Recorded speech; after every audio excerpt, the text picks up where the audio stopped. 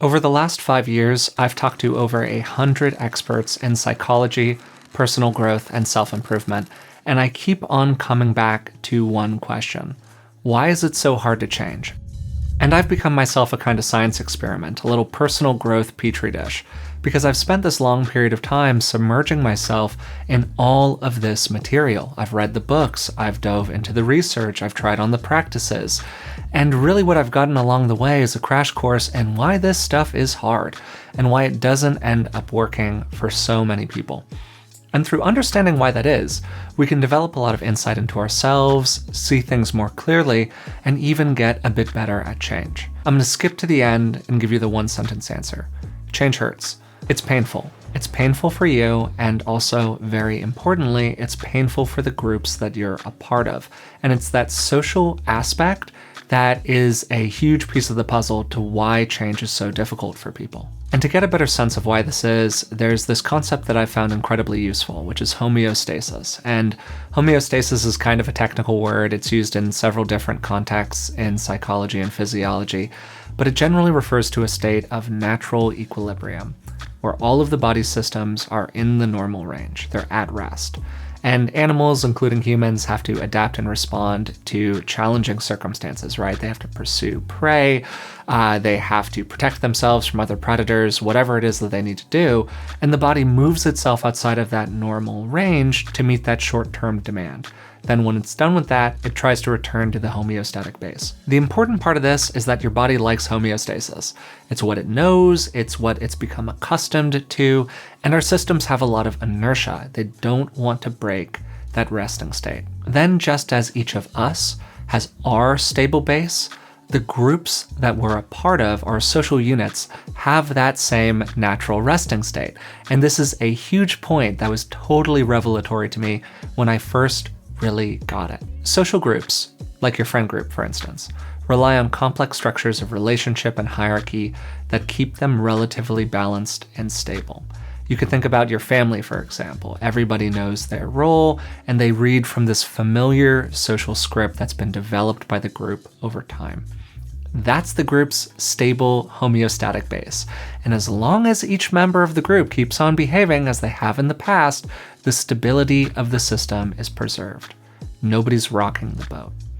But a key point here is that at rest, homeostasis altogether doesn't mean healthy. It's common for our base to be unhealthy or dysfunctional, but it's what we've become accustomed to. For instance, let's say that you struggle with substance addiction, okay?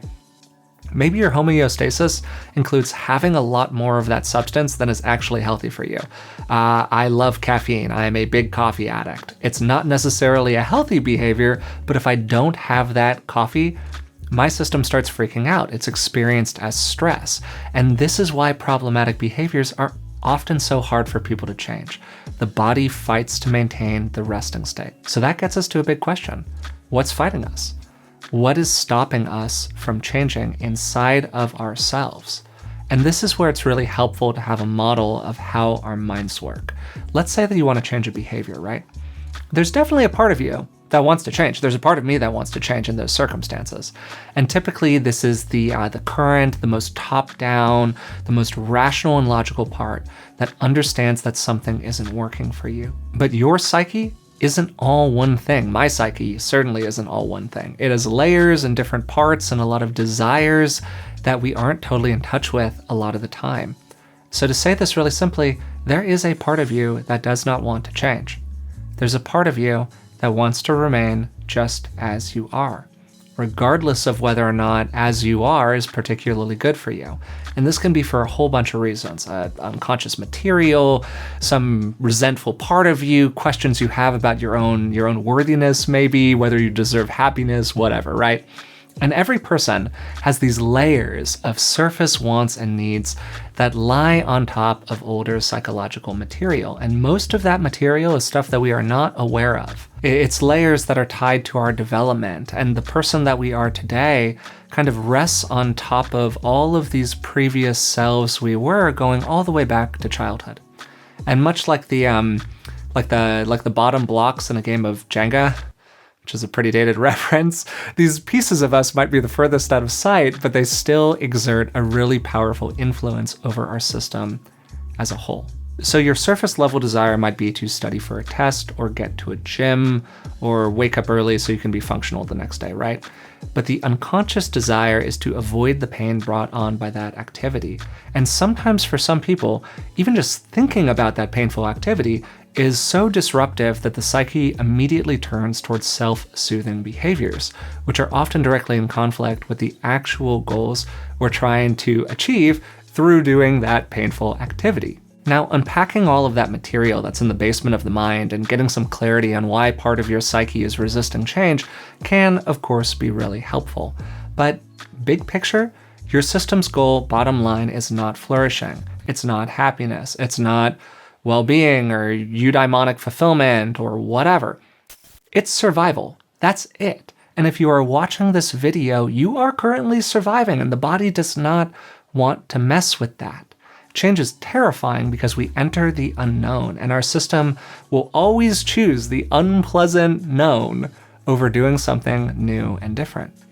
And we can apply the same clinging to our homeostasis to the groups we're part of as well.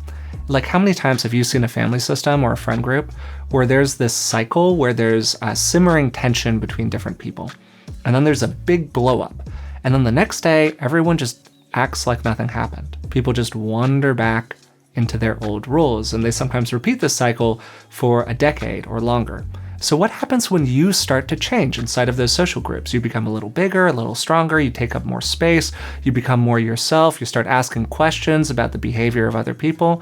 Well, that threatens everyone's stability. It threatens all of their roles. And as you change, you start thrusting other people into new positions, and maybe they don't like these positions, maybe they're uncomfortable with them. And the group as a whole attempts to maintain its homeostatic base. What does that mean in terms of your relationships with these people? Well, they start to push on you. They start to ask questions about, oh, why you can't keep doing it the old way? What was wrong with the old way? Wow, did you never really love us? And what's really important here to highlight over and over again is that they can stay in their comfortable role only if you stay in yours. And I think that this relational aspect is what makes change so hard, because we're not just fighting our own body's desire for homeostasis, all of that unconscious material, our psychological BS, whatever. We're also coming into conflict with the stability and the desire for stability that all of the groups that we're a part of have. And that is a powerful force to go to battle with. And you can start to see the little ways in which social power is imposed on a person in order to keep them the way that they are. And also, frankly, it helped me develop some more sympathy and some empathy for other people's experience, because as I changed, I put pressure on them as well, even if I didn't mean to, because I'm putting pressure on the system as a whole. As I'm over here just trying to change the shape of my own little puzzle piece, I'm putting pressure on the whole puzzle. And that's one of the reasons why, frankly, one of the best change strategies out there is to find new groups of people to belong to. Now, that doesn't mean that you just abandon the old groups entirely, unless you think you should, because they're unhealthy systems and you just don't want to be a part of them anymore. But seriously, it can be incredibly helpful to get real about the ways in which those systems are forcing us to maintain ourselves just as we are. And we can start asking ourselves some uncomfortable questions about whether we want to prioritize the comfort of those systems or our own growth and development.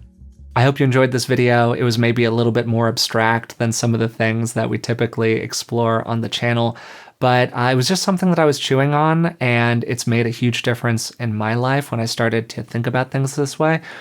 And so I just wanted to pass it along to you as well. And if you've got any questions, feel free to ask them in the comments. And I would love to hear about your own journey with change, like what's really helped you out.